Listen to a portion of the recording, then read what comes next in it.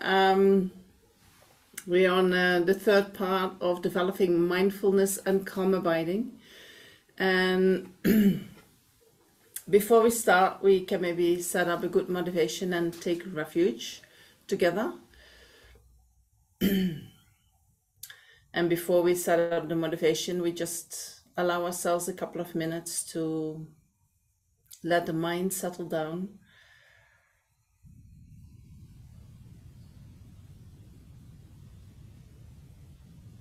So you can close your eyes and focus your mind on your body. Just being aware that your body is there and your mind is with the body.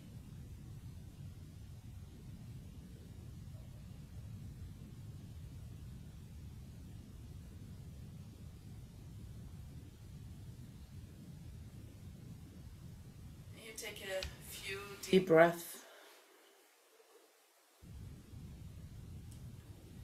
allowing all the energy that is still caught up with the past. Maybe you are busy today.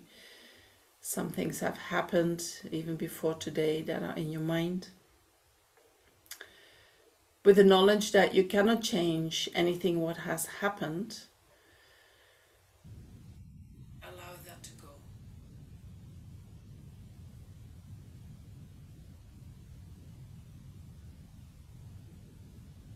So that you can be fully present in the here and now.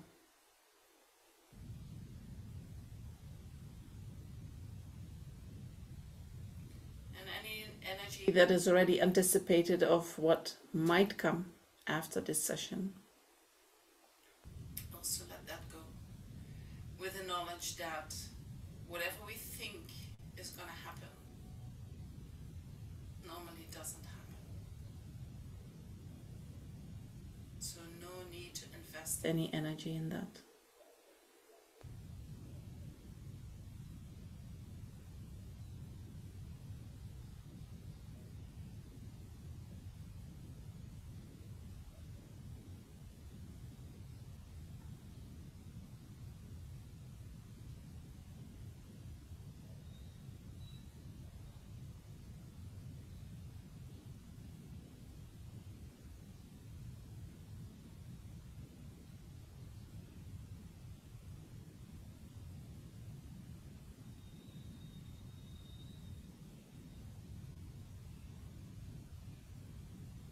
By just being focused on the body,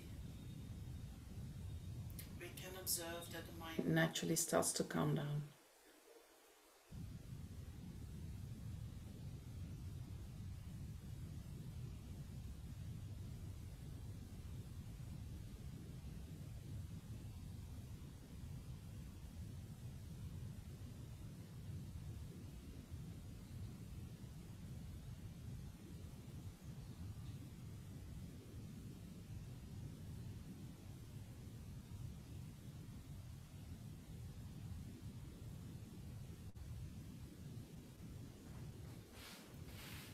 We set up a good motivation for being here today, for listening, reflecting and meditating, so that whatever we are doing, whether we're successful or not, that it becomes a cause for our future happiness and even for our future enlightenment.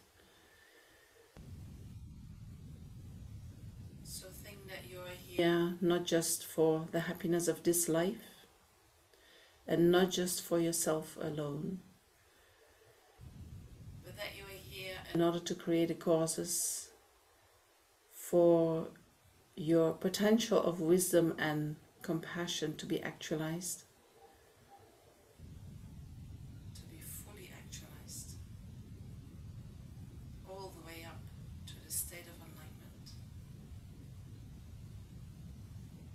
Because only when we reach that state do we have the capacity to work effortlessly for each and every sentient being with whom we have deep, intimate connections since beginningless time.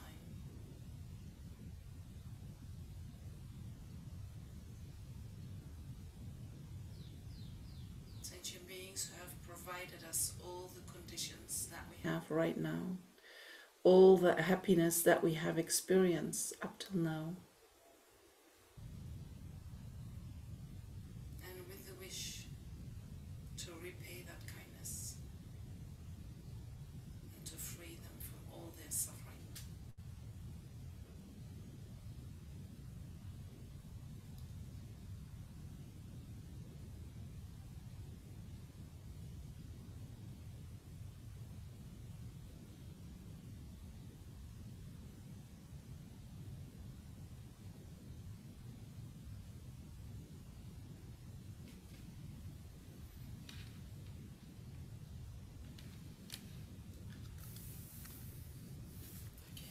Give a little recap from last week.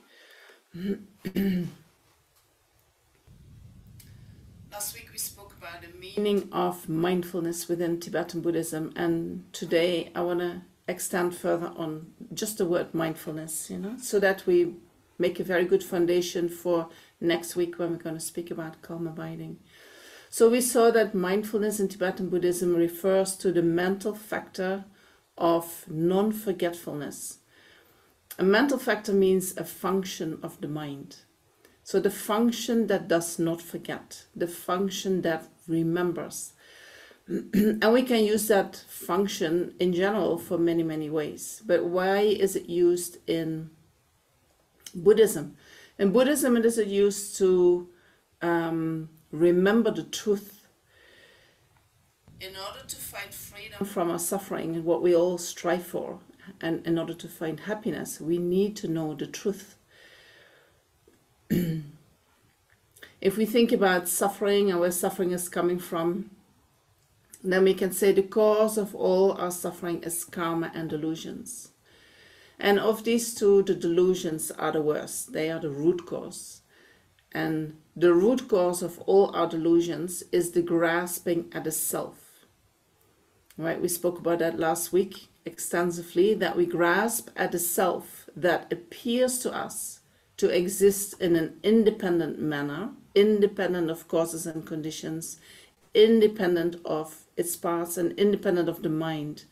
But in actuality, it does not exist like that. It appears in that way, but it doesn't exist like that.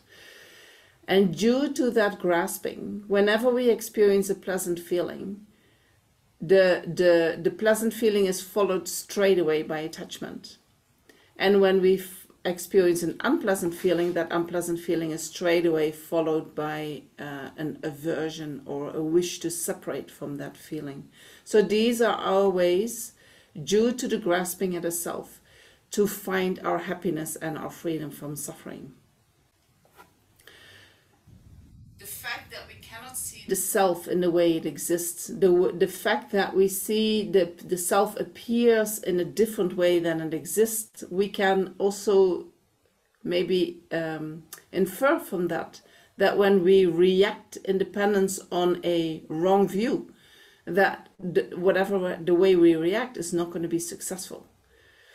And in actuality, our grasping, whether that is to happiness, to the pleasant feelings, or whether that is to a freedom of unpleasant feelings, that grasping mind is the cause of all suffering. So in order to become free from that suffering, we need to see the self in the way it exists. Not believe in it in the way it appears to exist, but we need to understand how it exists in actuality. So that self exists in a way of, it appears to us as existing as an independent entity, independent of our body and our mind. It seems to exist by its own power, but in actuality it doesn't exist like that. It exists totally opposite to that. The self exists in dependence on causes and conditions. It exists independence on its parts, and it exists independence on the mind labeling it. So although the self appears to exist permanent, to exist as a permanent entity, in actuality it is an impermanent entity.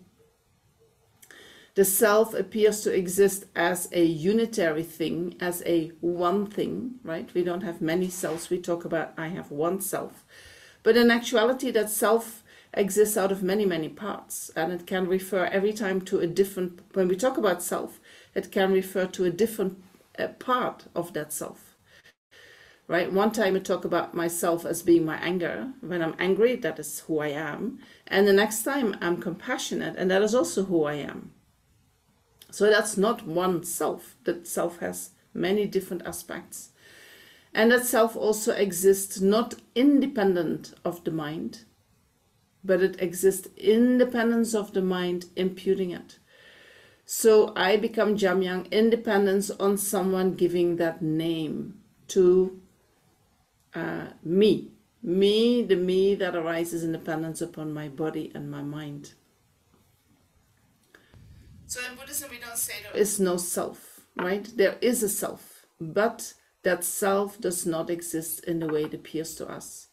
And so in order to become free of suffering, we need to see that the self does not exist in the way it appears to us. And we need to see that by investigating our experience. And that is why we use mindfulness. And so we can use with that mindfulness, we use mindfulness to observe our body. We use it to observe our feelings, our mind, and what is called phenomena. These are the four objects that in general we use to when we practice mindfulness.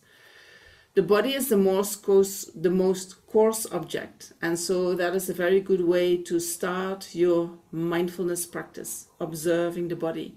And then the breath is part of the body. That is normally the second object that we use. And from there we go to the feelings and the mind and phenomena. And so today we will go through all these objects and see how we can use them, and we will practice that. How we use these phenomena in order to know the truth, in order to see the truth in our own mind. So the postures that the Buddha described, I think I mentioned that last time also, I can't remember.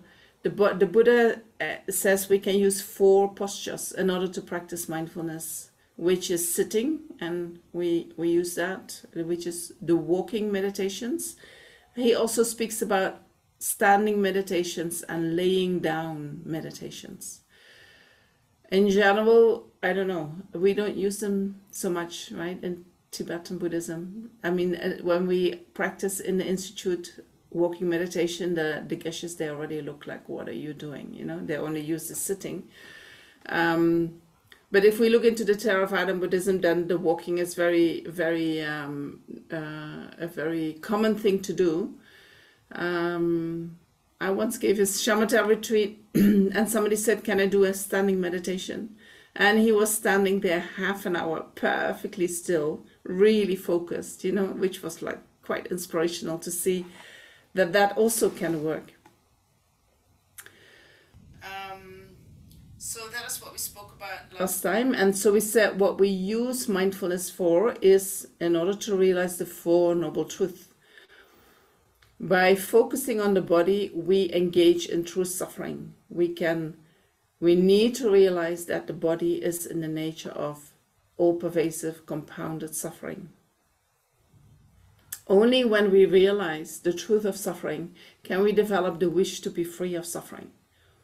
Right? Often, when we start practicing Buddhism or when we hear about suffering, we think about the suffering of suffering.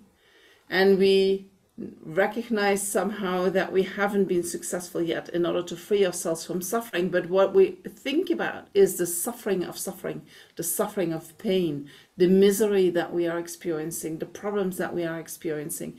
And so we generate the mind, I want to be free of that. But do we know the truth of suffering when we know just the suffering of pain? You know, we only know the most superficial level of the suffering of pain, of the truth of suffering. In order to really understand suffering, we also need to know the suffering of change, and especially the all-pervasive compounded suffering. The suffering which is a lack of freedom that we have. The suffering which is the fact that we react constantly to the feelings that arise in our mind, and that we have no freedom of these reactions, and that these reactions are the cause of suffering.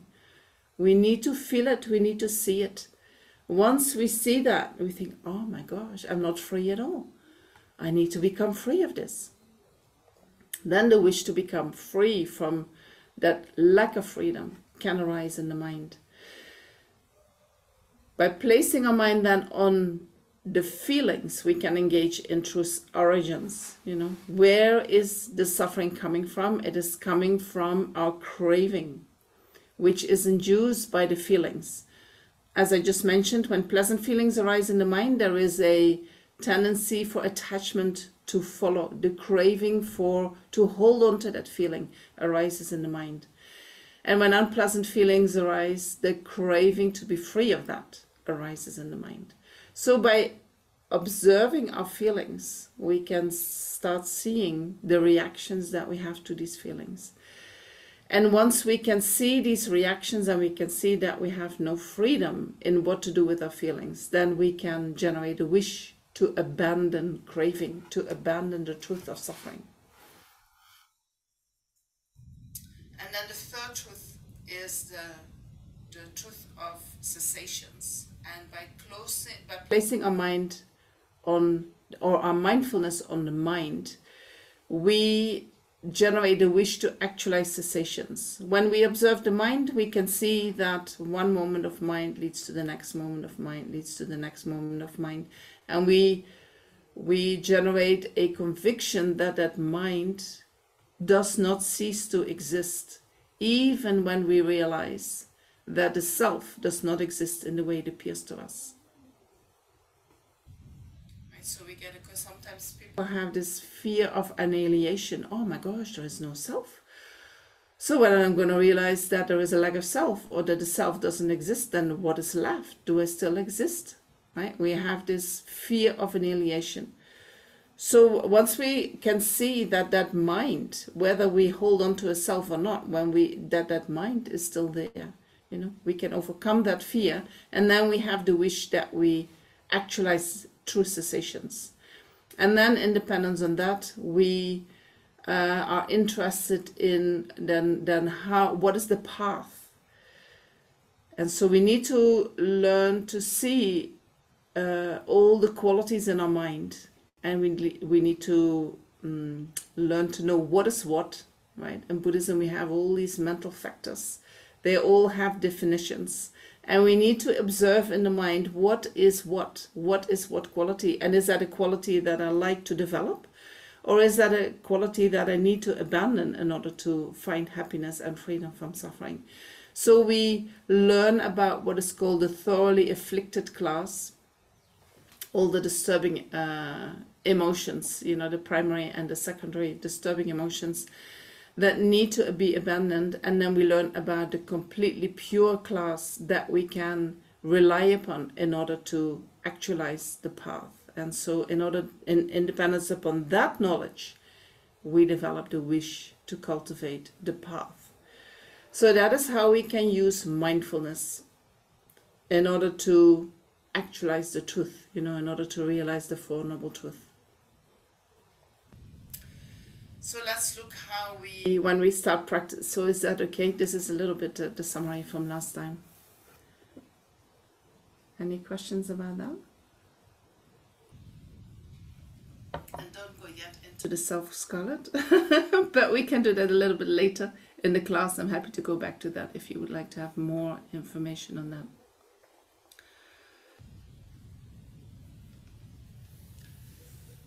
So that is kind of the theory, right? And then we're gonna do the practice. Okay, cool. It's maybe still good to watch last class, because we went quite in depth and we spoke a lot about emptiness and what we realized when we realized the lack of a self. So Buddhism actually says we have all these misconceptions in the mind, right? We believe in things that do not exist. We believe in things that do not exist. We actually have, Lama Zopa says, hallucinations of the mind, right? things appear in our mind and we project that onto reality, but in actuality they are not there. So what it means is it doesn't mean that the objects that we are perceiving do not exist.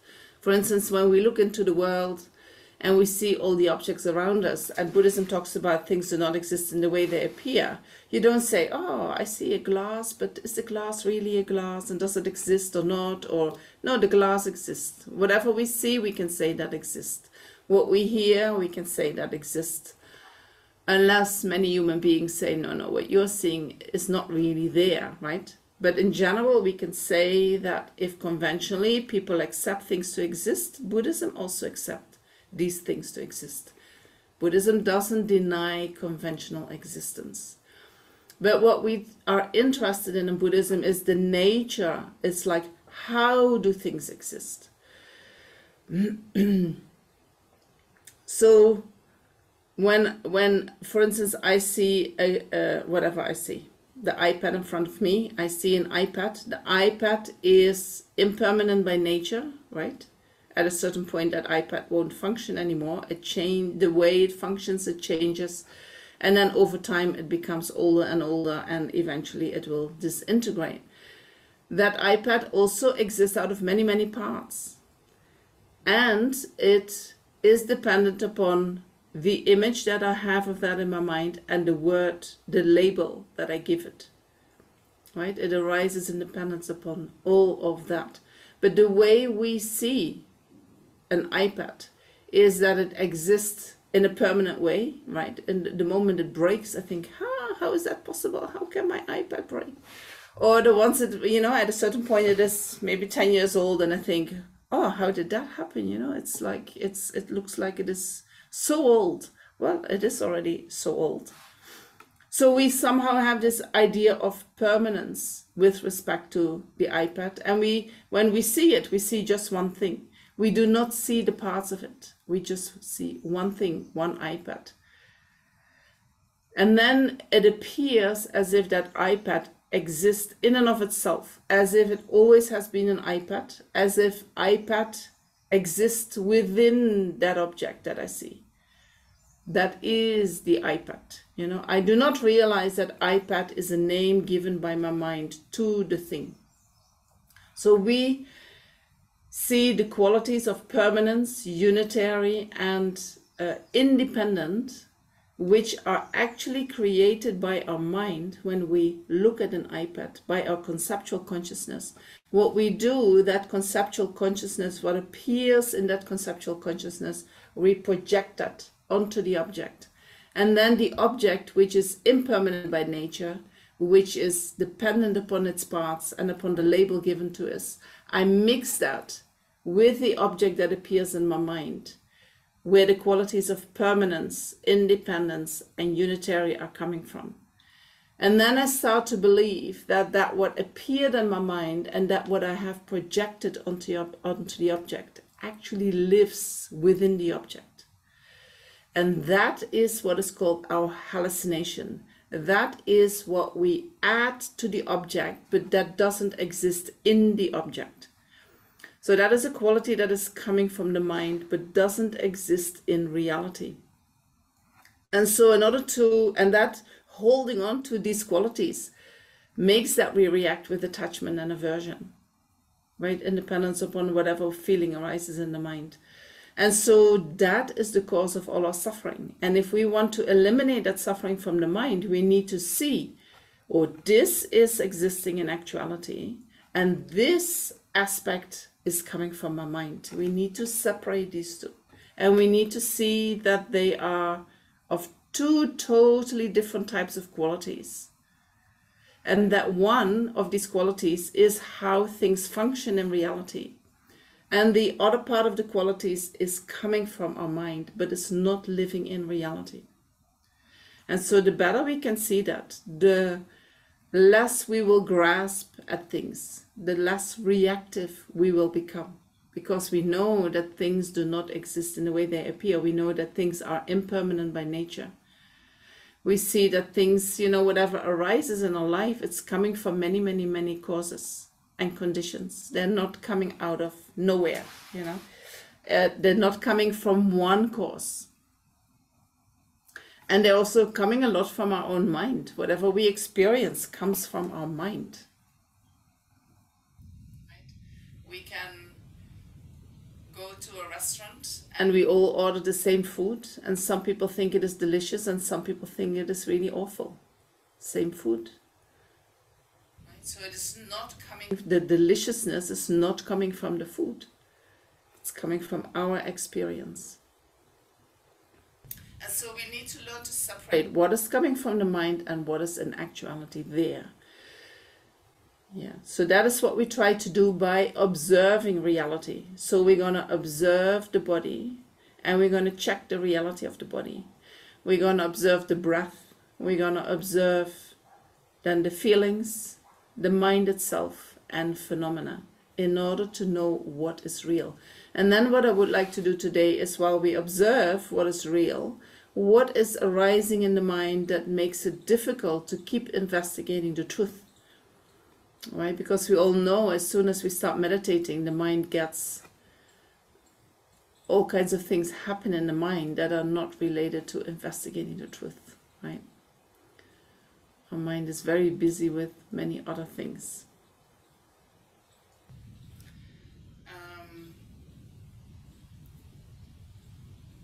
So that's what I would like to look at. I'm sorry, I had some. So what we do when we observe the body, you know, we said we actually investigate the first noble truth. So we can look into the impermanence of the body. We can look at, for instance, the coarse impermanence of you know, when we were born, we had a very different body than what we are having now. And we can go through our life. Somehow we have the appearance, I am like this, I was yesterday like that, I was before like that. Yeah, maybe I was a little bit younger, but I still was the same. And I'm going to be the same when I'm 30 years older. Right? But I'm not sure if I'm going to make that. But, you know, when I put it in the future, it's almost like I'm going to be the same. But if we really look into it and we go from the moment that we were born and we go through life, we can see, well, actually this body is constantly changing, even on the coarse level. And then we can look into the more subtle levels of the body, right? We can look into all the different parts that exist of. And we can look, for instance, on the cellular path, what is going on there? We can look into the self, you know, the self that appears as inhabiting this body and mind, but is that self really there? And what kinds of cells do we have, and how can we investigate these cells? So these are all things that we can discover or investigate independence on the body that is here. So mindfulness means that we going to focus on what is there, and then we have the knowledge about the truth, and we're going to investigate the truth of the body. By bringing the mind to the present moment, we know that the delusions will diminish, which means that the mind becomes more clear, more focused, more calm, more peaceful. And these are very nice symptoms or very nice results that we can achieve. But in the long term, what we want to do, we want to really see the truth. Because only when we know the truth, when we know it 100%, will that have a longer term reduction of the delusions, right? Not just a temporary thing.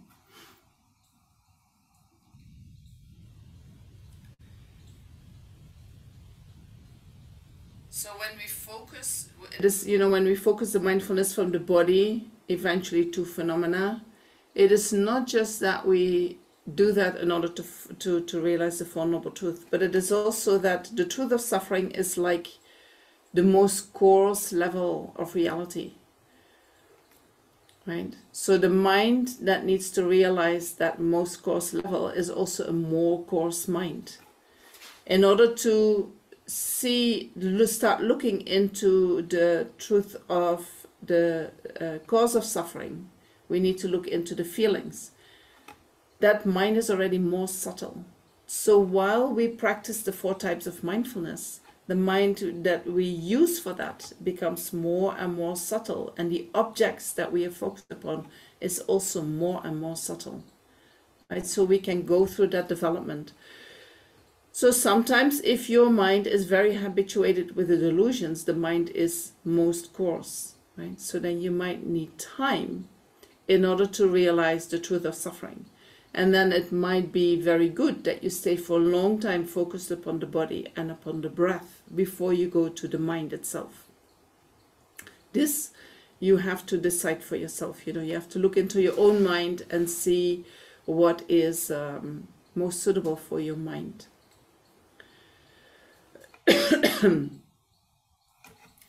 All right, so we can do some meditations, and then we can look into what happens in the mind, what happens in the mind when we try to focus the mind.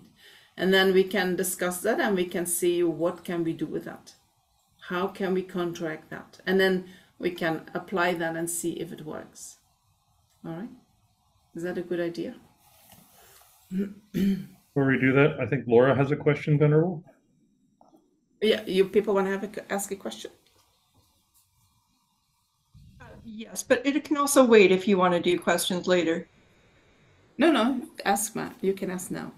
Okay. I don't know if it's so much a question as an observation, but I do struggle with things existing only in the mind. I was thinking of your example of the iPad, and I thought, okay, so I have an iPad and it breaks.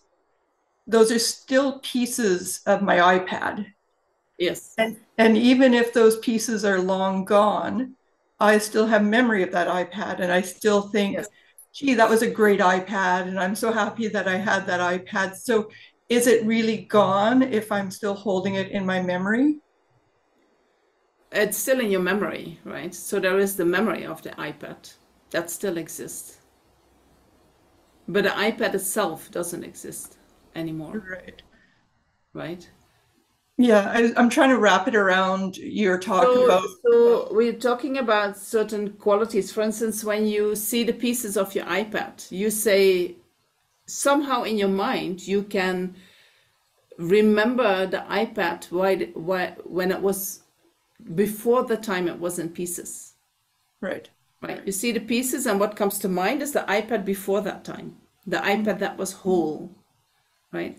iPad, the way it appears to the mind is it appears as one thing. So the problem that we have is that the way our conceptual mind organizes reality is very different of what appears to us. So for instance, my iPad is made out of many parts. Right.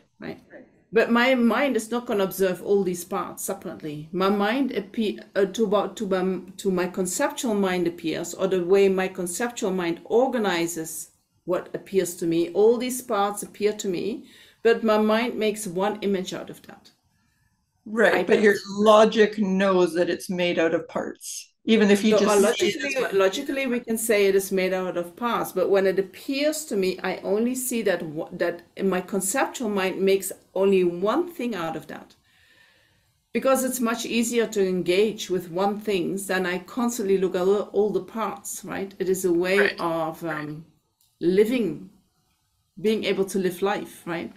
Mm-hmm.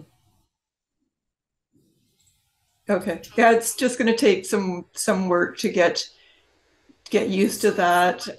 Whatever exists out of many parts, but how we call them as if they are one thing. Mm-hmm. Everything. But I feel like the talk about how we change, I might grow, I might get wrinkles, this or that, but I still think of myself as Laura. I'm one person from when I was a baby until I die. Yes. And so for both things are true. Whatever our conceptual mind perceives is true, right? Laura is one thing. Laura is the same one that was born and that is going to die. But Laura is also the impermanent one. Laura is also the one that is constantly changing. And what we try to do with Buddhism is we have such strong belief that we are the same, that we counteract that belief, but we're also changing. Mm-hmm. Right? It's so. Can you see that there is one reality that exists where things are impermanent, existing out of many, many parts?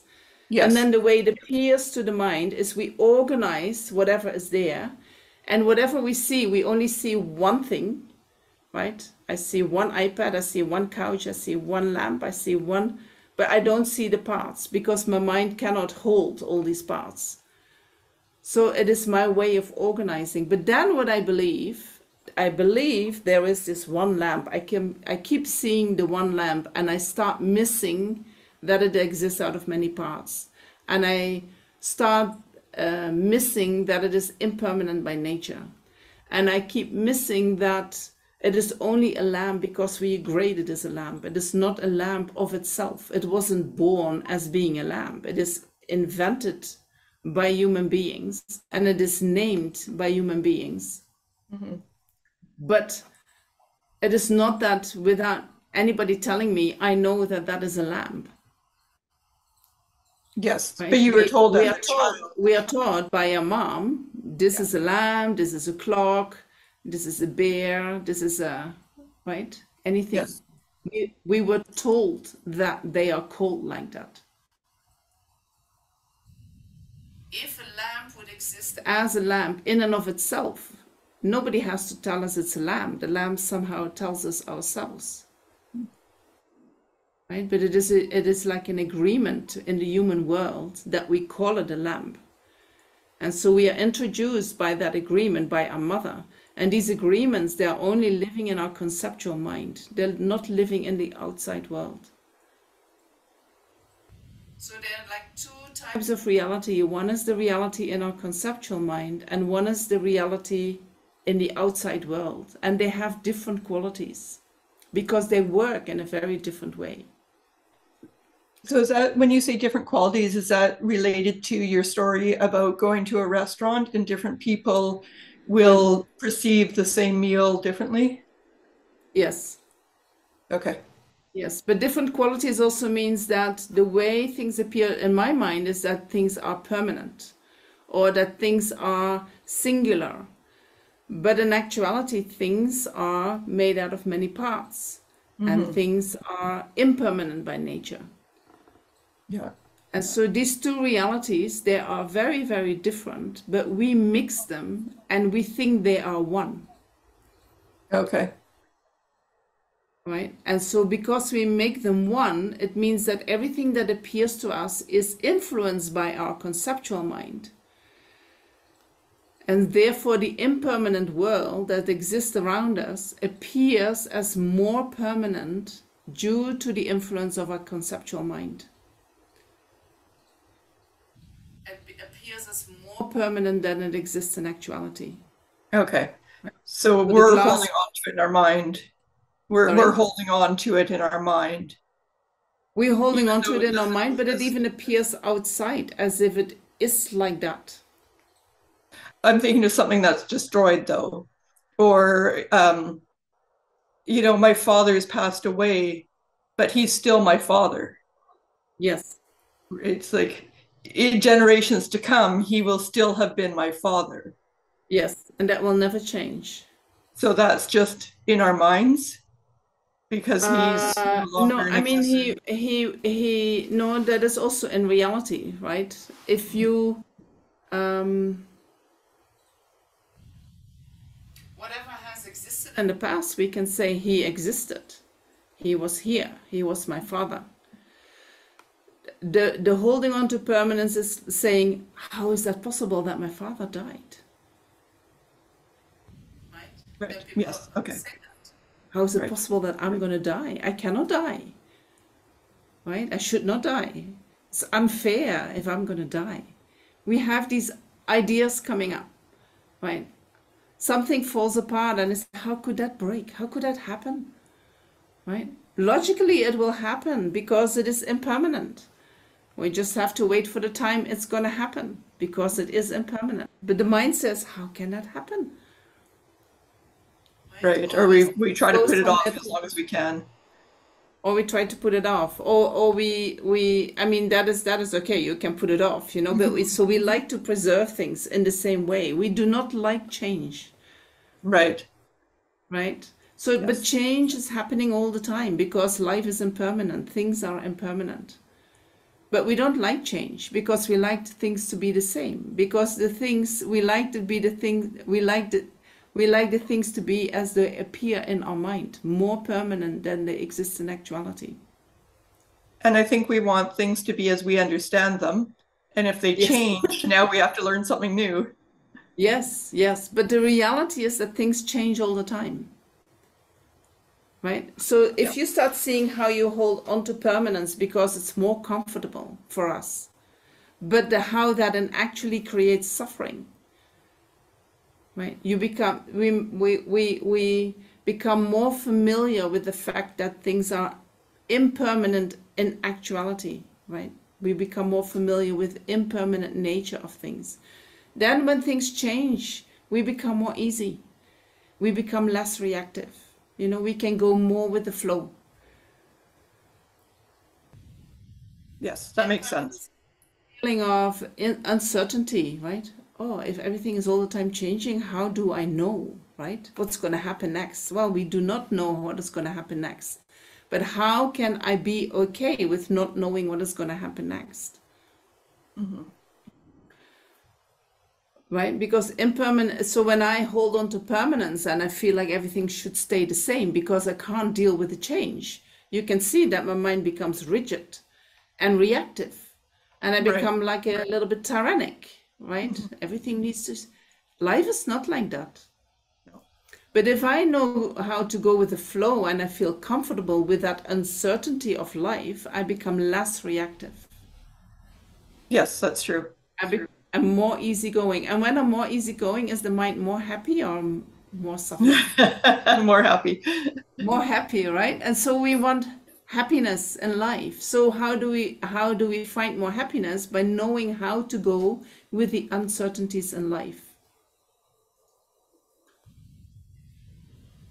All right. Well, thank you so much. You understand? Yes. And so, I mean, and emptiness is not something that we can understand very easily. But think about, there is a different perception, this different process in the conceptual mind than how things exist in actuality, which is on one level very good, because it helps us to organize the mind. But then we mix these two types of reality and we think they are the same thing. And so then we start making mistakes, Mm-hmm. Yeah. Thank you. Okay. So thinking about impermanence helps us to become more easygoing. Right? Maybe that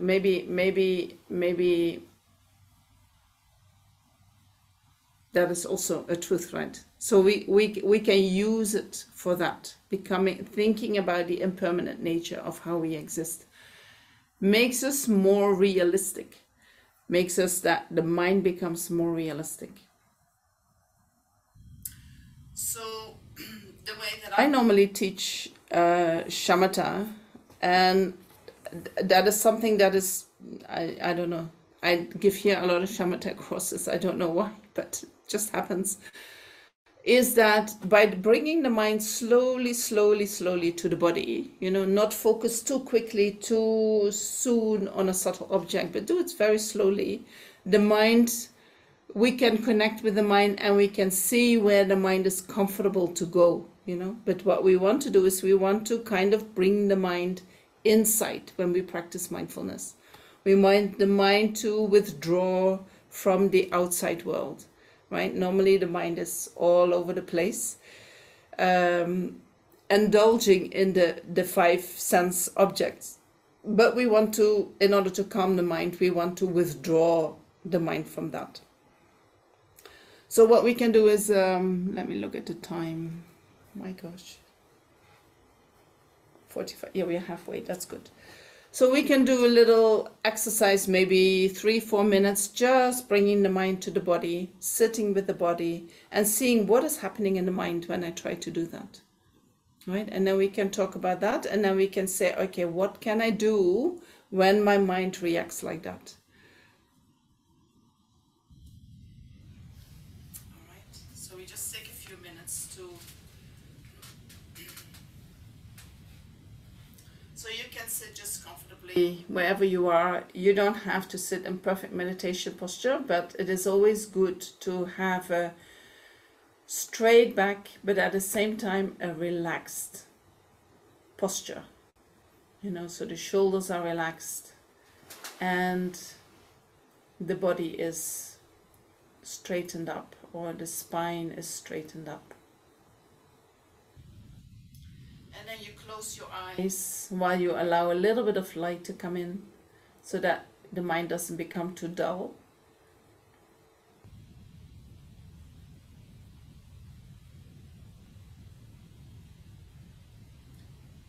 And then you let your mind rest on your body, so you are aware of your body.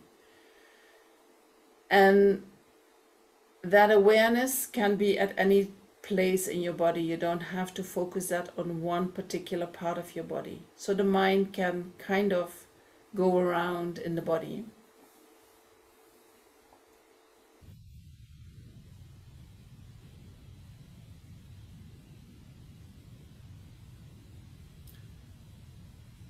But the mind is with the body.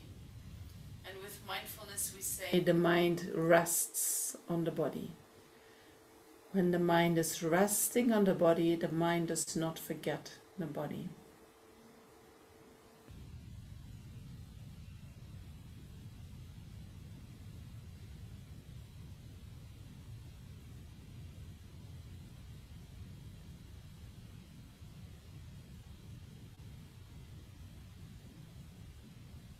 And so while you try to follow the instruction, you observe what is happening in your mind.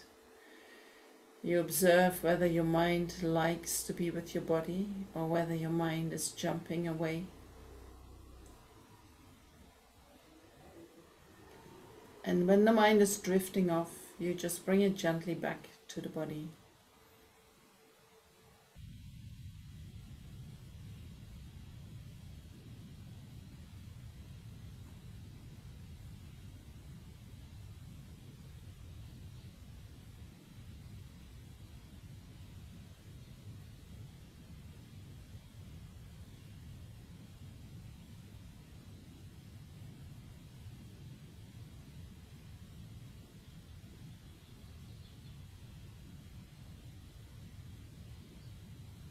And so while we are doing this exercise, there is no right and wrong.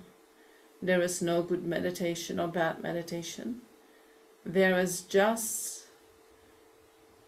becoming familiar with what is happening in your mind.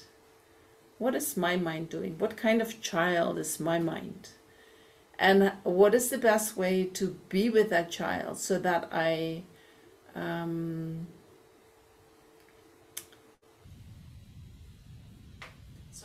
create the conditions for that child to find its full potential.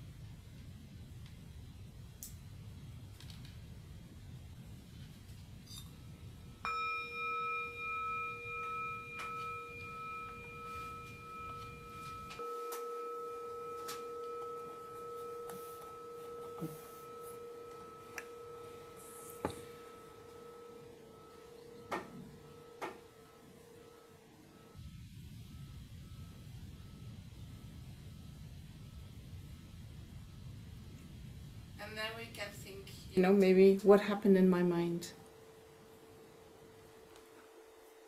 while I tried to do that. Just focusing on the body.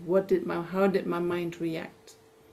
Was my mind easygoing, and was my mind willing to do what I asked it to do, or was my mind rebellious, or what happened? Please share if you feel like it.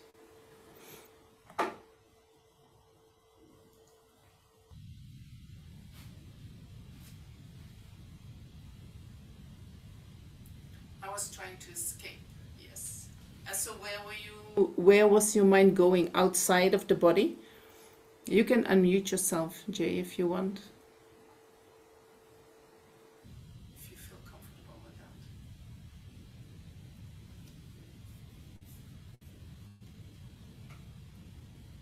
Oh no, it was Leyden, sorry. You want to say something about that? Yes, yes, it feels very uneasy, as if it's going to get trapped. Right.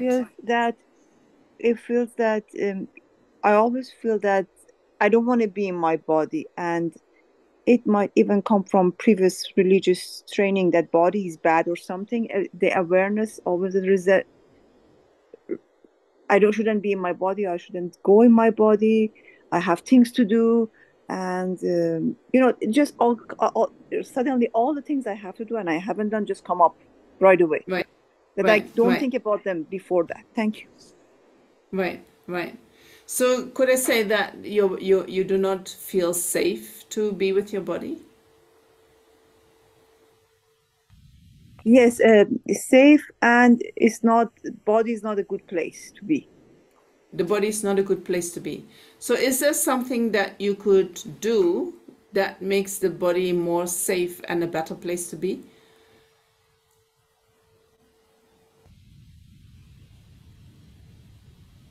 I'm thinking about your question. As I said, it comes from some kind of religious upbringing that soul is good, mind is good, body is bad. And don't pay attention to your body, don't think about superficial. And I'm doing yoga, but still the meditation is the most difficult thing for me. I practice yoga, but yes, coming to body is as if you're going to a dirty place. Not only is Right. not safe place, you shouldn't be in thinking about your body. You shouldn't pay attention to your body. You should pay attention somewhere else. Right. So So what would be the benefits if you would pay more attention to your body? So this is your religious belief, and this is what is very strong in your mind. So have you learned through life that there are some positive things about learning to know your body and being with your body? yes, yoga is helping me a lot. The last few years, I'm practicing yoga every day. It's different, but I'm saying there's some old patterns I that come understand. whenever I come to the meditation. That's the time the old pattern has more power. So Yes. it's And for the so I'm yoga looking for practices. things Yeah. that can help you to counteract or to balance that power of these old beliefs, right? So I'm trying to waken up some wisdom in you that says, oh, but I believe is not true. Yes, the counter belief is the body is a temple, and everything comes through this body. We give this Okay. body is a gift, and all Yes. the messages, even the spiritual messages, comes through this body. Right. Right. Right. And also that the mind functions in dependence on the body. And the mind and the body influences the mind, right? They are Yes, working together. And so by learning to know the body, we actually can influence the mind. yes, And so this you can bring in to help yourself to say, okay, I am scared, but I know that I do not need to be scared. Right? And then maybe from that you can get some courage to sit with that fear, but to try to go beyond the fear. yes. Thank you. Right? You need to develop your wisdom mind that it becomes strong enough so that it is going to undo your belief.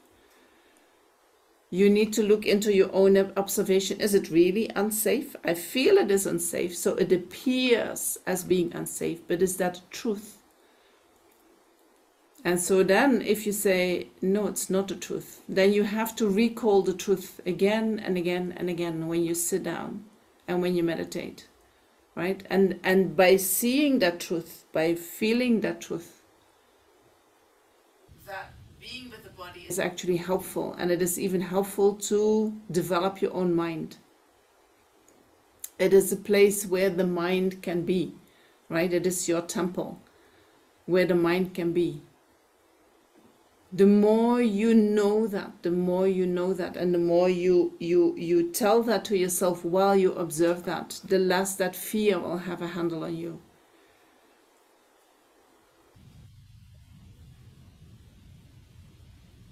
So Yes, thank you. that is a big obstacle to meditation, right? That you believe like, wow, that is so bad, I should never go there. And I'm sure many of us have layers of that, right? Maybe there are places in the body that you feel they're really bad. I should not go there with my meditation. I can do my arms and my hand, but I don't want to go to other places, for instance. I'm sure you're not the only one, right? What else happens in the body when we, or in the mind, when we try to bring the mind? Where is the mind going? Laura says, mine was telling me what I was doing wrong. So you are judging yourself. Yes. So my mind was going, oh, your jaw's too tight, you need to relax, or you're not sitting straight enough, you need to sit up straighter. My mind was jumping quite a bit. Right. But your mind was still with the body? Not always. Not always. Sometimes. Where was it going to when it wasn't with the body? Well, my cat was purring behind me and I was thinking about him. And You got distracted by the sounds. Yes, yes. Yes, yes. So you could observe that. Am I easily distracted by sounds, or am I distracted by other things? What is it that is most in my mind that is distracting me from the meditation? Criticizing ourselves, it's almost like we believe that there is part of our mind that knows exactly what to do. We are just not doing what it asks us to do. Right? Or you're doing this wrong, you're doing this wrong, you're doing this wrong. If you would just do that better, you would have a better meditation. But you could say, when you're sitting, you can observe your back, you can observe your jaws and say, oh, I observe a lot of tension in my jaws, and I try to let it go. But it is not that there is too much tension in your jaws, right? So take the two out. I see the difference. And there is a difference there. Yes, there was tension in my jaws. Yes, I tried to relax it. Yes, my body, my spine is not completely straight. Can I straighten it up a little bit in a relaxed manner? No, I'm not able to do that. Okay, then this is the best I can do for this meditation. That's fine too. I'll work with whatever best I have. Mm-hmm. Right? Yes. But it was not a too straight back or a too too relaxed jaw. too relaxed jaw. Just take the two out, Okay. And yes. Okay, thanks. So what often happens is that the mind also goes to, for instance, the things that we have been busy with. Mind goes to the past, the mind goes to the future, all the things that we still need to do. And especially when we start to focus a little bit more, that mind becomes more jumpy, once very difficult to stay with the body. So how do we stop the mind going to the past? How do we stop the mind going to the future? So we need to find a way of talking to that mind, that the mind somehow feels like, yeah, that's completely useless to go there. I'm going to stay here.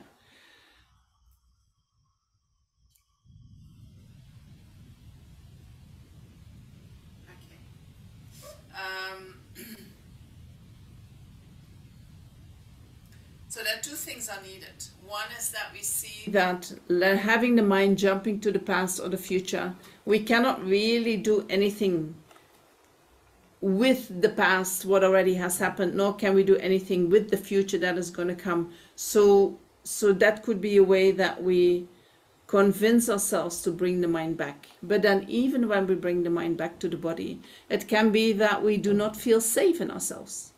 Right? We don't feel safe with ourselves. We don't feel safe.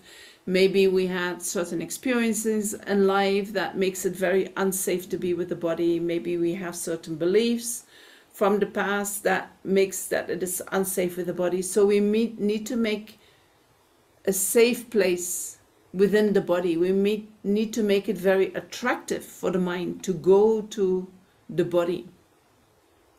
So how could we do that?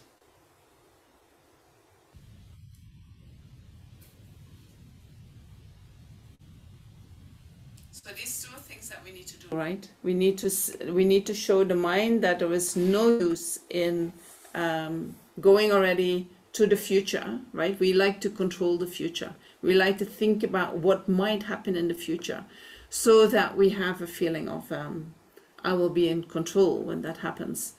But if we look back and we see what happens, how the mind reflects on the future and how much actually ever has happened in the similar way as that we thought about it, then we can say the future never happens the way we think about it. Right? We do not know anything about what is going to happen in the future. So is there any purpose in trying to convince ourselves that we have some control in the future? Or how can we prepare best for the future? Maybe by bringing the mind to the present moment and being fully present and developing the qualities that we can develop in the present moment. Maybe that's the best preparation for the future that is going to come. Right? So we need to see that this is the best place to be for the future that is going to come. Jay, you want to unmute yourself? Yeah, I've got a question about thoughts from the past, because for me, when memories come up of, say, a distressing situation in my childhood, you'll have to forgive me because I got a bit of a psychotherapeutic background. So things come up and I think, that. Okay, yeah, an unresolved issue, right? Good example would be anger at my mother for whatever, she did thus and so. Now, for me to then just deflect or to, just go back into whatever, I don't find particularly beneficial. I find it better for me to sort of confront that memory, to think about what went on.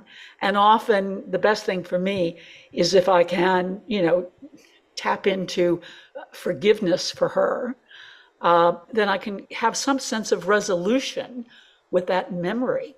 So I've got some question about what you're talking about when you say, thinking about the past. I do it in a different, I deal with those thoughts in a different kind of way than what you're identifying, which is to then ignore them and move on. Yeah? I didn't say that. Oh, sorry.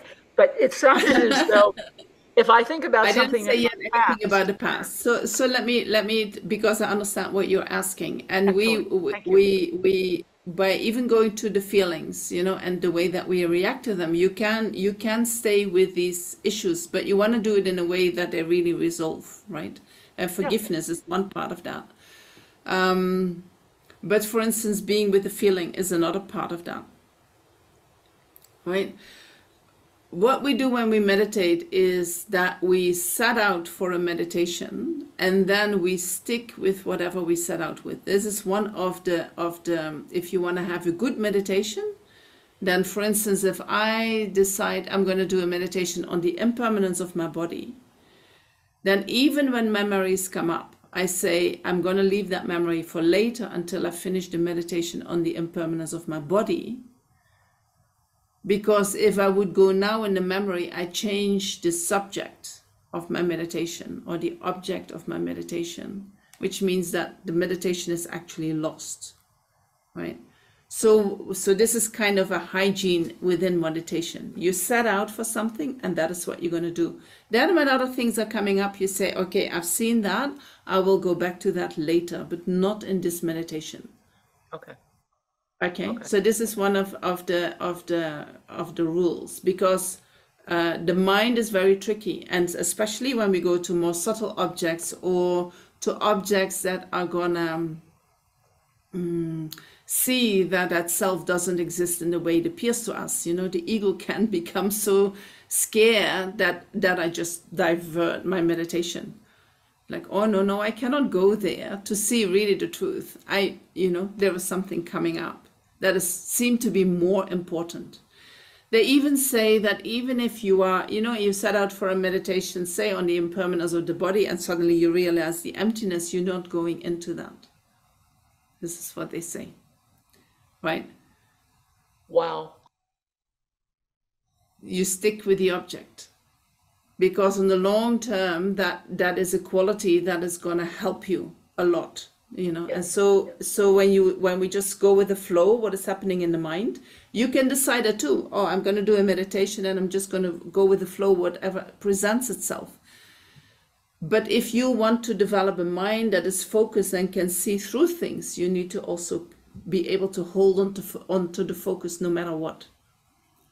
Right? Whether there is bliss presenting itself, where there is devastation presenting itself, you're going to say, I'm not going to go there. I'm going to go this way. That's what I set out for. That's what I'm going to do. There is a power in that as well, right? Yeah. So just that is how it happens. Okay.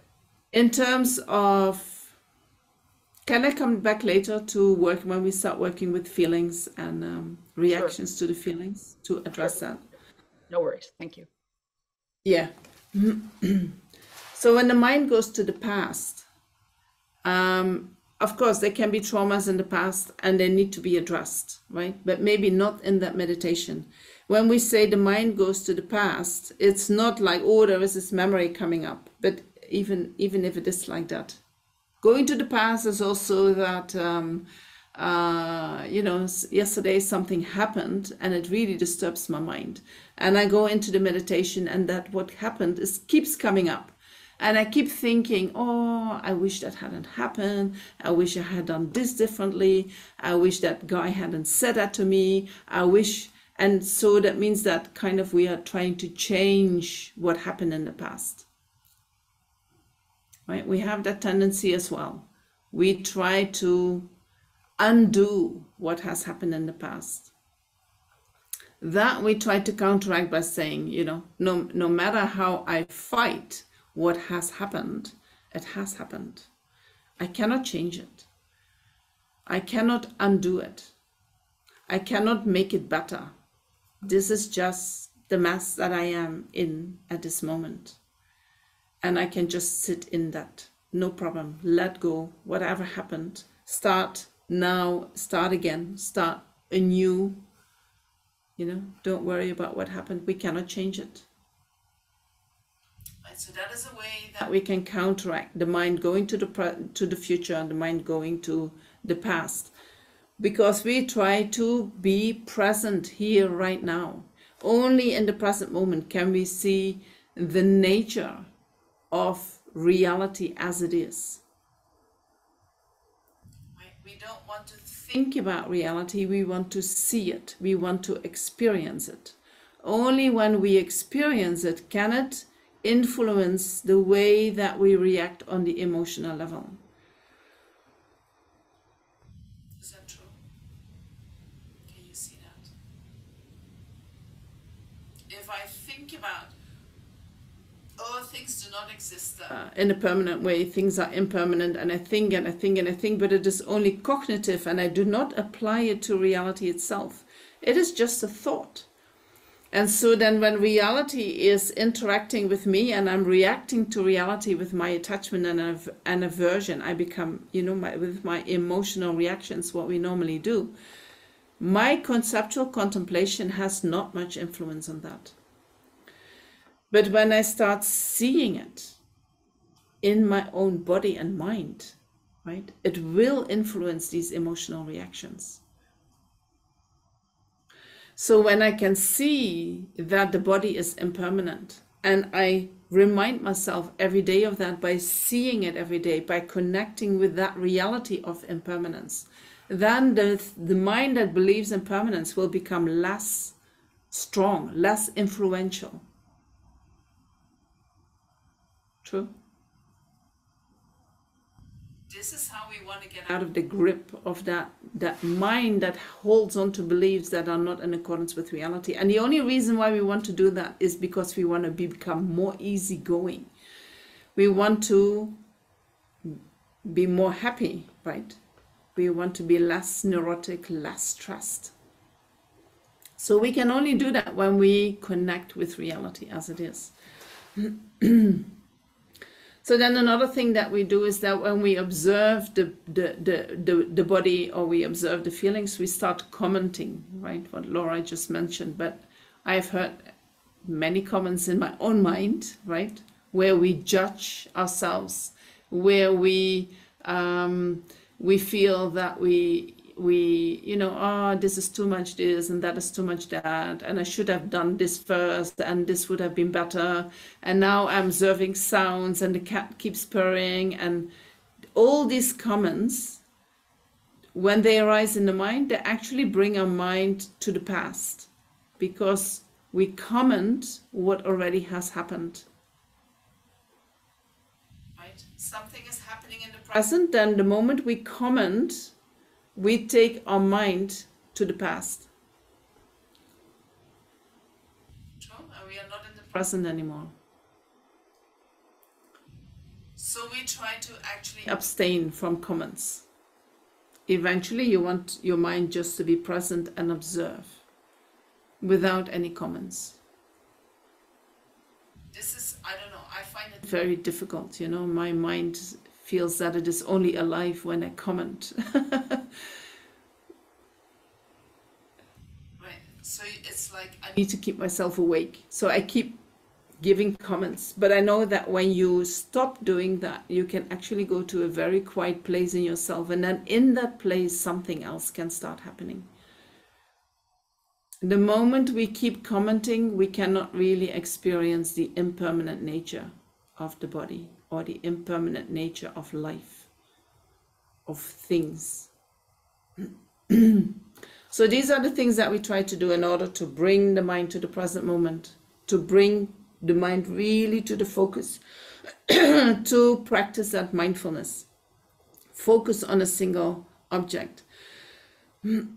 So what can distract us is, the sense, whatever we like to indulge in the sense objects. We hear something, we think about something, we suddenly feel like we need to see something, we open our eyes, we want to look around, or we smell something, like sometimes we give courses and we already feel, we already smell the smell of the food coming in, right? You can see the mind going, oh, the food is coming. Right, the distraction is there. So we get easily distracted by the five senses.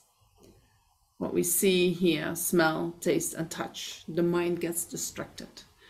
Why is that? We are born in the desire realm. This is what is called the desire realm. And what makes us come here is our desire, our wish to experience these things, the strong habit to experience the five senses. So this is what keeps us busy the whole day. And so then when we start meditating and we withdraw from that, the mind gets distracted. The mind wants to engage with that, because this is how we experience our life.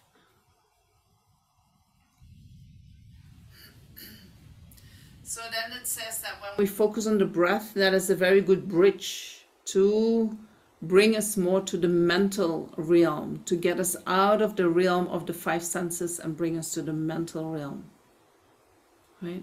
So after we have focused on the body, and I wish I could have more time. I thought, Michael, these 2 days in December, maybe we practice mindfulness. Maybe we just practice mindfulness, maybe not in the way that you suggested by eating apples or thinking about, seeing what happens when we eat, but maybe going through the things that we are doing now, right? And then we practice one by one, so that you have a way that you can build up the practice in your home. I thought we could do that today, but I see, time is running so fast.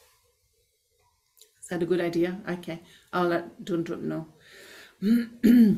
So this is the main thing that our mind goes to. Then by focusing on the breath, we bring the mind more to the level of the mental consciousness.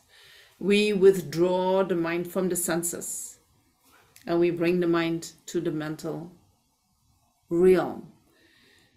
Another obstacle that we have is that we do not like ourselves, right? Whether that is because we have a belief that the body is dirty, but we might have other reasons why we do not like ourselves.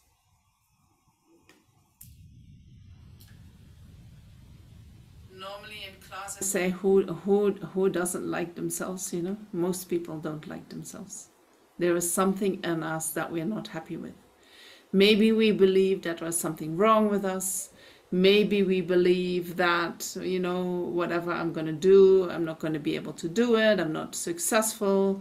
Maybe we believe that we're not lovable. We're not good enough. We are not, something is wrong inside us. So we don't like to go there. I think huge obstacle for us for meditation. So sometimes we do not feel that we deserve to have great meditations, right? To experience bliss and happiness. So when it is going to come, we feel like, oh no, I can't go there, right? I need to stay in my suffering.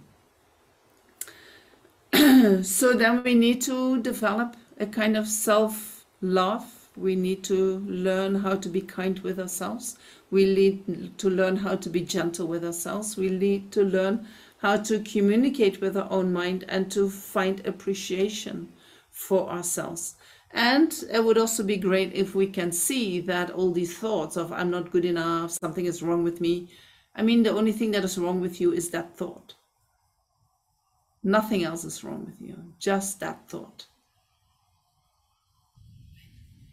Due to causes and conditions, at one stage in our life, probably when you were very small, you could not believe what your mom is doing now is not great. What your dad is doing now is wrong.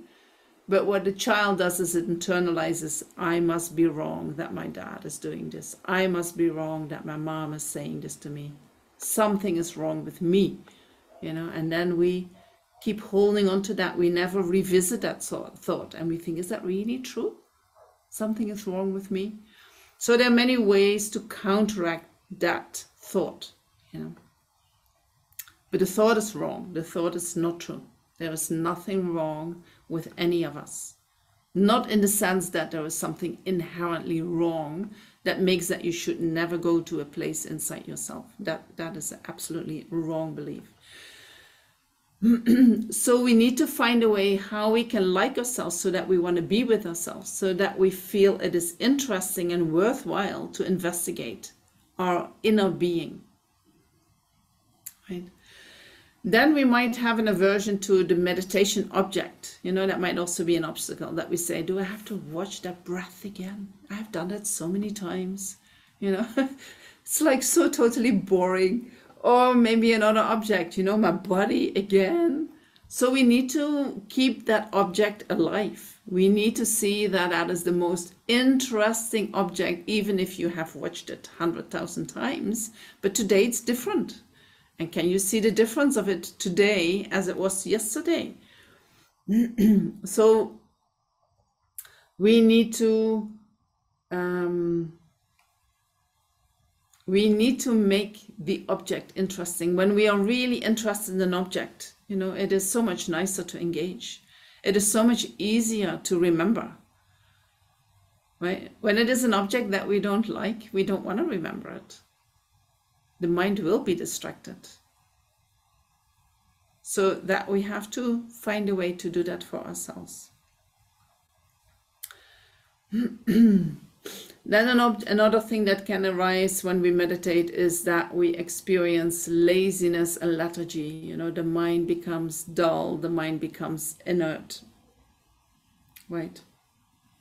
Maybe we fall asleep, or we drift off to a place that feels quite nice, quite relaxing, but we're not really sure where we were nor how that happened to us. You know, we come out of that and we think, wow, that was kind of a great meditation. I was in this place, you know, I forgot everything.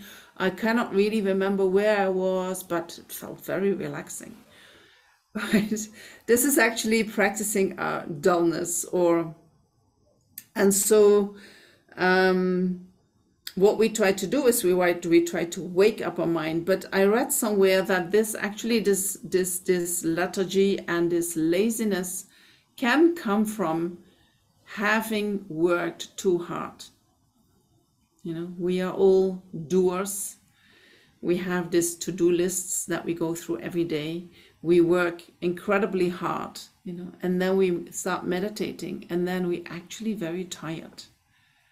And sometimes we need to first go through that tiredness, and we need to give in to that tiredness before we can go to that state of mind where we are not doers, but where we are knowers, right? Where the mental energy is not used to keep doing, but the mental energy is used to learn to know the truth. Same mental energy, but focus in a very different way. When there is too much doing energy, it is very difficult to go to the knowing energy. The knowing will not be clear because the doing energy has taken over so much of that mental energy. So then sometimes we need to first calm down from that doing, right? Take a rest, chill, you know, take a couple of days off before you go into retreat. We know that we run, you know, then we go into a retreat, we sit down, now I'm going to do retreat. It's not going to happen the first couple of days, right? We need to de-stress.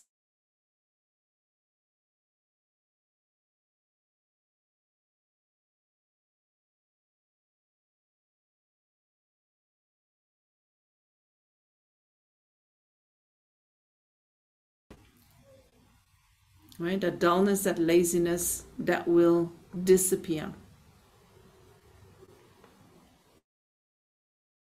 So then we can also have, you know, that we have engaged in negative actions. We have done something hurtful to others, and we feel like, you know, that keeps going on in our mind.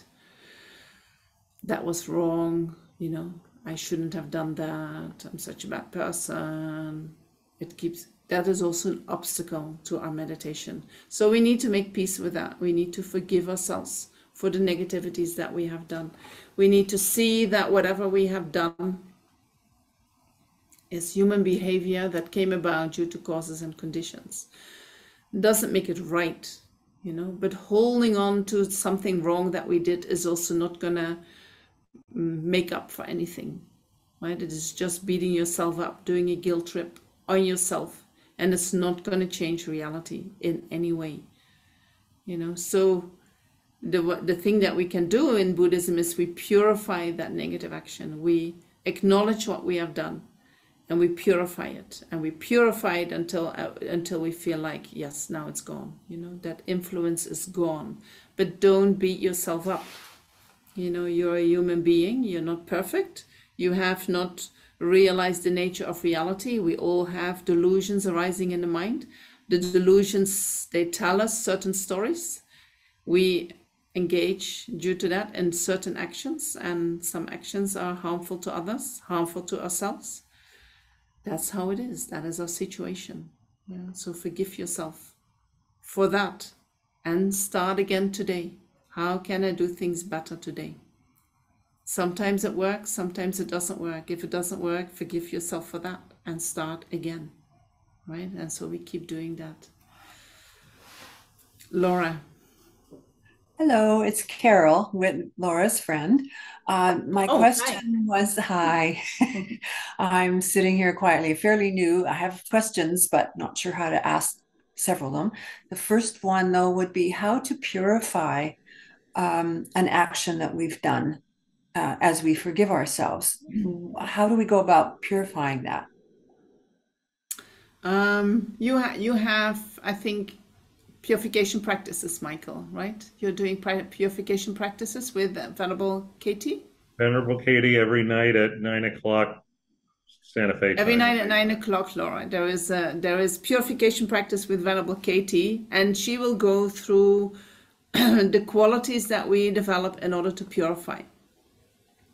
Developing regret and generating the wish that you do not want to engage in that negative action again are the main purifying factors, right, that you can apply at any time.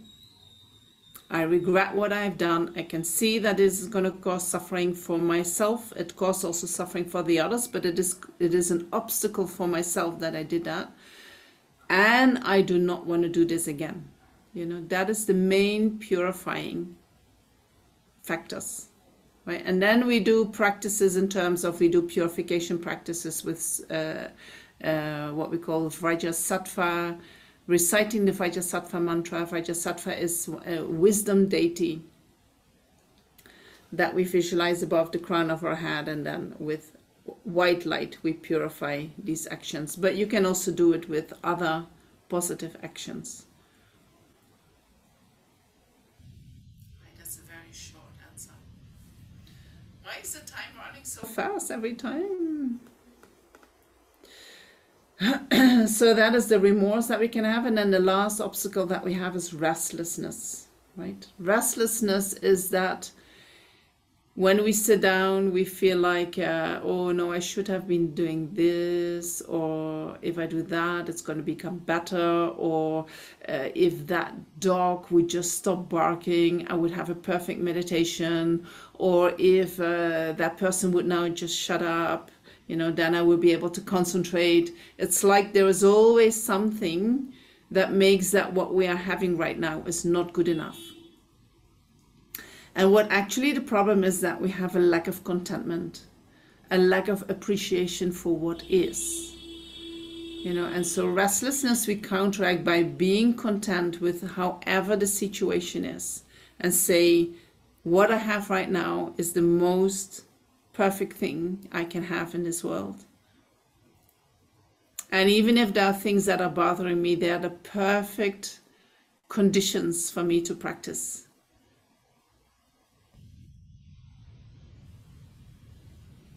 So that is how we practice contentment. Can I go 10 minutes longer? Okay, because I do want to go to the question that Jay asked about the feelings and the... So these are the obstacles that we have in order to engage in the practice. So next time I will talk about the obstacles for practicing Shamatha, practicing calm abiding, which are similar, and I can go a little bit deeper into that. But in terms of mindfulness, so we have mindfulness on the body, where we observe the 4 aspects of the first noble truth, which are impermanence, and that it is in the nature of suffering, that the body is not clean, and that it is empty of a permanent, unitary, independent self. We can also think about the emptiness of an inherently existent self. And then we can observe the feelings, right? The feelings that arise. And the only thing that we observe when we observe feelings is there are pleasant feelings, there are unpleasant feelings, and there are neutral feelings. So we label the feeling. By looking into the feeling, when feelings arise, when pleasant feelings arise, attachment follows. When unpleasant feelings arise, aversion follows, right? And so from that aversion, anger can arise. Sometimes we are meditating and we have all this stuff arising in the mind, right? In the beginning, it looks like it is just messy. We cannot differentiate what is going on in the mind. But if we start differentiating what is going on, there is feeling that arises in the mind. There is an emotional reaction of attachment or aversion arising in dependence on that feeling. And then there is this mental engagement that comments on what is going on, right? And whether that is reinforcing our feelings, or whether that is trying to get away of what we are feeling, or we are commenting on it. This is called mental engagement. When we meditate, we can see that there is a difference between what we are feeling and how we react to the feeling. Feeling is something that we can say where are feelings coming from, right? Feelings arise in every moment of mind. Feelings are, in Buddhism, the result of our actions. It is the result of our karma. Under the influence of our karma, we have certain experiences in life, and once that experience has been experienced, the karma is finished. So when we have a negative experience in life and negative and unpleasant feelings arise in the mind, especially when we are little and we do not know what to do with unpleasant feelings, or when the unpleasant feelings are too overwhelming for our mental capacity at that moment, we suppress that feeling, right? We somehow put it on a hold. We deny it, we disconnect from it, we dissociate, we suppress it, because we cannot cope in that moment. And in order to survive, we have to push it away. That feeling, that means that karma has not been fully experienced, which means that let me go one step back. So that feeling arises in the mind, we suppress it. But also in dependence on that feeling, anger arises, or aversion, first aversion. And when the aversion is strong, it becomes anger. So then when we have not fully experienced that feeling because we need to suppress it, then it keeps sitting in our mind, and it keeps being a trigger for anger to arise in the mind until we allow that feeling to fully arise in the mind, to where we allow the hurt to be fully experienced. And once that has been fully experienced, it will dissolve back into the mind, and it cannot trigger our aversion or our anger anymore. So if we have a lot of unpleasant experiences from the past, or we have a tendency to react with anger, we could say, what is the feeling that is underneath? What is the feeling that is sitting there that is causing all that trouble to arise in the mind? Right? And so we can try to connect with that feeling. But in order to do that, we also have to make sure that we have enough resources within ourselves in order to be able to experience that feeling. Right? So we need to feel safe enough, we need to feel loved enough, we need to feel supported enough. And so when we create that condition, we can allow these feelings to arise. And once they have arisen, karma is finished and they cannot trigger our anger anymore. Right? That is another way that, and I just want to add that to what you just said, Jay, that when anger arises, you look at the experience, you see maybe that your mom is beating you up or whatever, and then you forgive your mom for doing that. But you can also go deeper and you can connect with the feeling so that you allow that feeling to fully be digested or fully be experienced. So that all the memories that are connected to that feeling, it's not that they are completely gone, but they do not trigger any emotions anymore. So while we are looking into the mind, we try to understand what is the feeling, what is my reaction to the feeling, and we try to see that the reactions to the feelings are disturbing the mind. And when they disturb the mind, any action that we do under the influence of that is going to be a negative action, is going to be the cause of future suffering, and maybe also for present suffering. And so then we can think, what kind of states of mind can I develop that are going to counteract these negative states of mind or these disturbing states of mind? For instance, when there is a lot of attachment arising in the mind causing restlessness, what I can start developing is practicing contentment. When there is a lot of contentment in the mind, the opposite of contentment, which is attachment, will have much less chance to disturb my mind. Right? So I practice wholesome states of mind. And I try to not encourage the disturbing states of mind, the unwholesome states of mind. And so in order to do that, I need to have knowledge, right? I need to understand what is exactly anger, what is exactly sadness, because often, sometimes we mistake them. Maybe when you were little and you were sad, your mom told you, oh, you're so angry, and you start labeling your sadness as being anger, and you try to get rid of your sadness, while in actuality, maybe you wanna counteract your attachment, but you do not need to counteract your sadness. That is just something that needs to be experienced. So we need to know what is what. What is a feeling? What is the reaction to the feeling? How can I counteract that with antidotes, with remedies? How can I remedy my negative states of mind? And so the better we can see that, the more we can work with our mind while we're meditating. Especially when we want to develop a single-pointed concentration, and I think mindfulness is one of the tools that we have in order to develop a stable mind, a focused mind.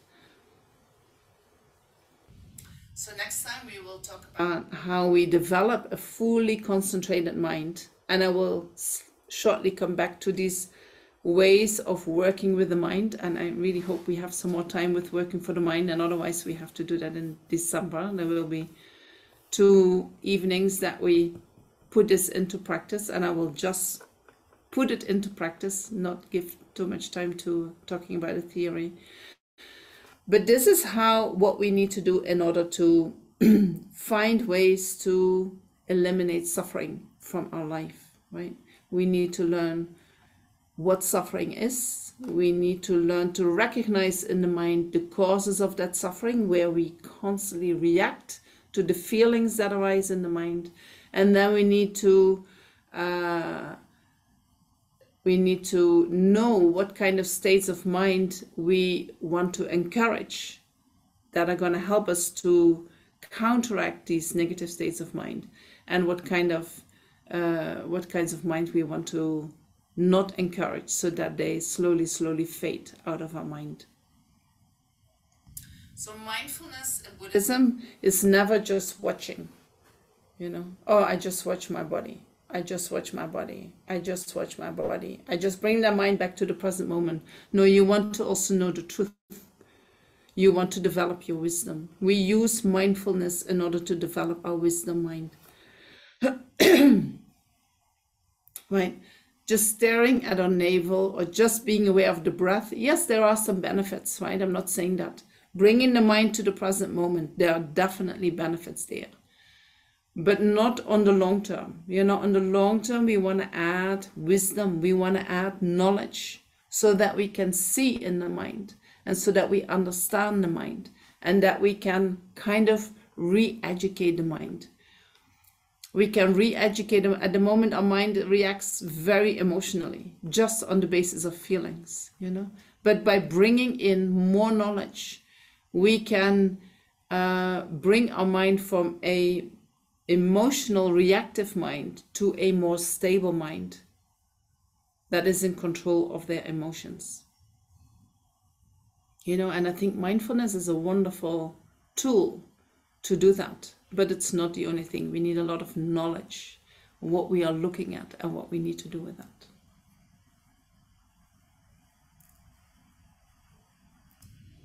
Very short. I'm very sorry. Time goes so fast. So next time I will talk about what we do in order to develop single-pointed concentration. And I don't know, when I was preparing these classes, I thought, how can we ever think that we can just do single-pointed concentration without even having the knowledge about our mind and about the nature of reality? It's like, how would you do that?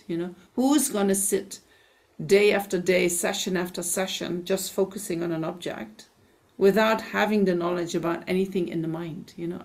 I don't know. I think it is impossible. You know, you can never be so entertained by an object and having all the tools to keep your mind in the present moment if you have no knowledge.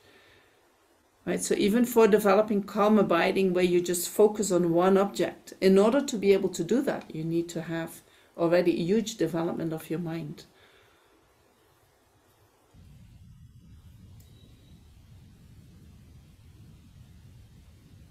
Any questions about what we did today?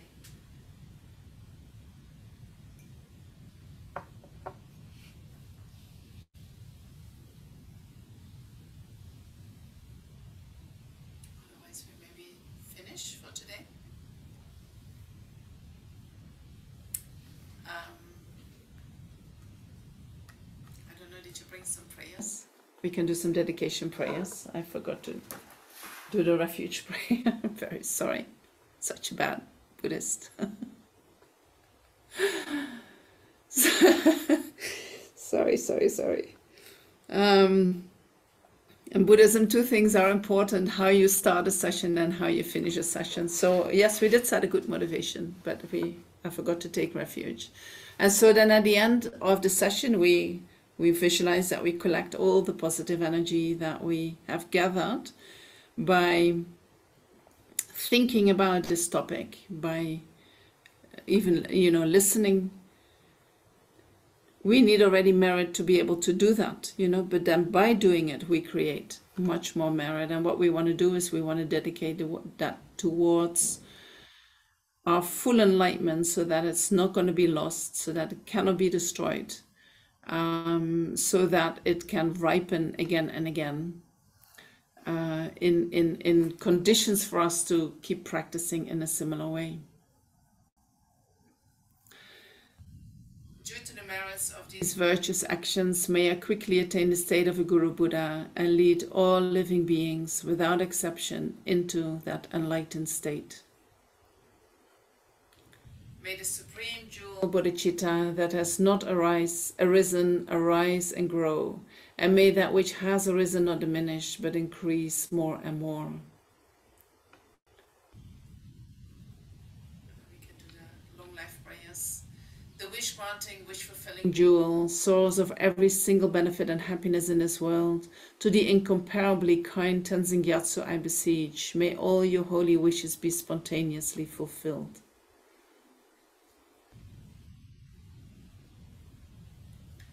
And then the swift return prayer for Kyabje Lama Zopa Rinpoche. Peerless teacher and assembly of children of the victorious ones, Shravakas, Prachika Buddhas, victorious Losang father and sons, together with the lineage masters, all the objects of refuge of the infinite lands, please now bestow the virtue and goodness to accomplish this prayer here and now, holding and spreading the Muni's precious and complete teachings through explanation and practice. You wore the armor of patience that is never discouraged. Incomparable Venerable Guru, to you I make request, while striving single-pointedly for the sake of the victorious one's teachings, the sole gateway through which all benefit and happiness emerge, and for mother living beings you suddenly departed for peace. What a great loss! Nevertheless, through the undeceiving truth of the blessings of the ocean of the three jewels and the great ways of bodhicitta of the children of the victorious ones, may the smile of a reincarnation swiftly beam in glory for the fortunate disciples. Thank you very much. So next time is the last of this session, where we did 3 teachings on mindfulness, and next time we will talk about how to develop calm abiding. I'm looking forward to seeing you then. Thank you, Venerable. Thank you all for joining us.